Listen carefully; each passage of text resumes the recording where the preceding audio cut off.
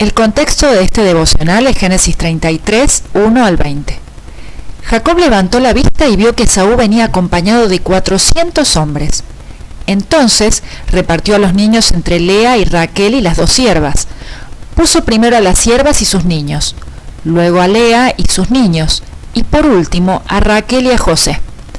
Luego él se adelantó a ellos y 7 veces se inclinó hasta el suelo, hasta estar cerca de su hermano. Pero Esaú corrió a su encuentro y echándose a su cuello lo abrazó y lo besó, y los dos lloraron. Génesis 33, 1 al 4. Luego del encuentro personal y la lucha con Dios, Jacob cruzó Peniel cuando ya amanecía. La espera finalmente había terminado. Lo que Jacob tanto había temido había llegado. Esaú, acompañado de un numeroso ejército, aparecían por el horizonte. La última vez que Jacob había estado cerca de su hermano, hacía unos 20 años, había sido en casa de sus padres, cuando acababa de engañar a Isaac haciéndose pasar por el hijo mayor a fin de obtener la bendición de la primogenitura. En aquella ocasión, Jacob había tenido que huir de su hogar a causa de las amenazas de Esaú. Temiendo lo que ocurriría cuando volvieran a verse, y sabiendo que Esaú se encaminaba a su encuentro acompañado de un grupo de 400 hombres, Jacob había llevado adelante varias estrategias. Con ello, intentaba que el encuentro con su hermano fuese lo menos traumático posible. Había dividido en dos la caravana a fin de que, si Esaú atacaba un grupo, el otro pudiese escapar con vida. Había orado al Señor pidiendo su protección. Había enviado a su hermano un generoso presente de 580 animales, dispuesto en varias cuotas. Había mandado a sus siervos con mensajes de paz para Esaú. Ahora, Jacob hizo una última cosa intentando minimizar cualquier daño que Esaú y sus hombres pudiesen causarles. A fin de proteger a su familia, y como aún no tenía claro si su hermano se acercaba a él como amigo o enemigo, repartió a sus hijos entre sus esposas y sus siervas, y los dividió en 3 grupos. En primer lugar, colocó a las 2 siervas, Bilhá y Silpa, con los 4 hijos de ambas. Luego, en el segundo lugar, ubicó a Lea, a sus 6 hijos y a su hija. Atrás de todos ellos puso a Raquel y a su hijo José. Ciertamente, Jacob no tenía vergüenza en hacer distinciones entre todos sus hijos y en mostrar su favoritismo hacia Raquel y José. Luego de dividir a sus mujeres y a los niños, Jacob se dispuso a enfrentar a Esaú colocándose al frente de toda su familia.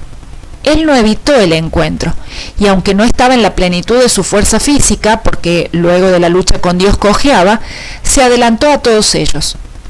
Tal vez la única explicación para esta actitud valiente se encuentra en la fe, una fe nacida en su encuentro con Dios en Peniel. Jacob ya había enviado regalos y con ello había revelado que no pretendía tomar nada de Esaú. Sin embargo, ahora se inclinó varias veces ante él, no solo para demostrarle sumisión y respeto, sino también para comunicar que no deseaba tener ningún poder social sobre él. Claramente, Jacob quiso ocuparse de todos los detalles posibles a fin de favorecer la reconciliación con Esaú, y por ello hizo absolutamente todo a su alcance para hallar gracia ante los ojos de su hermano mayor. Al ver a Jacob, Esaú corrió a su encuentro. Esta actitud probablemente angustió a Jacob. Quizás imaginó que su vida acabaría pronto. Sin dudas, la ansiedad debe haber carcomido el corazón de Jacob en aquellos instantes. No obstante, la actitud de Esaú fue sorprendente. 20 años atrás había jurado matar a su hermano menor, y cualquiera podría pensar que después de tanto tiempo era muy probable que ese odio no hubiese desaparecido, sino que más bien se hubiese acrecentado. Sin embargo, como si se tratase de un amigo a quien no había visto en mucho tiempo, Esaú se echó al cuello de su hermano menor y llorando lo abrazó y lo besó. Solo Dios podía haber logrado un cambio tan profundo en el corazón de Esaú. Ante aquel recibimiento, Jacob tampoco pudo contener el llanto. Sin dudas, tenía muchos motivos para hacerlo. Aquellas lágrimas ciertamente eran de emoción por el reencuentro, pero también eran de alivio y alegría al ver que el peligro que tanto le había angustiado finalmente había desaparecido. Al encontrarse nuevamente, Esaú y Jacob no sintieron la necesidad de recordar lo que había ocurrido 20 años atrás. Dios había trabajado en el corazón de ambos, por lo tanto, no había ninguna necesidad de remover el pasado. Por supuesto, si 20 años atrás Jacob no hubiese intentado controlar la situación, ni el temor, ni la angustia, ni las estrategias para calmar la ira de Esaú, ni los regalos, ni las muestras de sumisión y respeto habrían sido necesarios.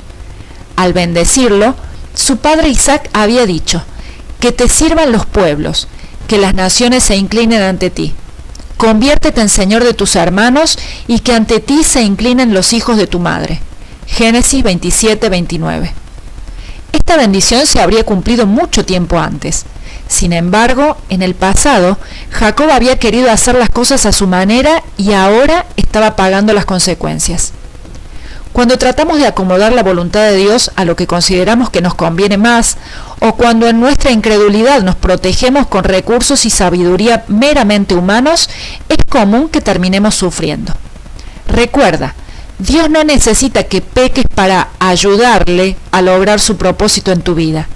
Confía en el Señor y a su tiempo Él hará.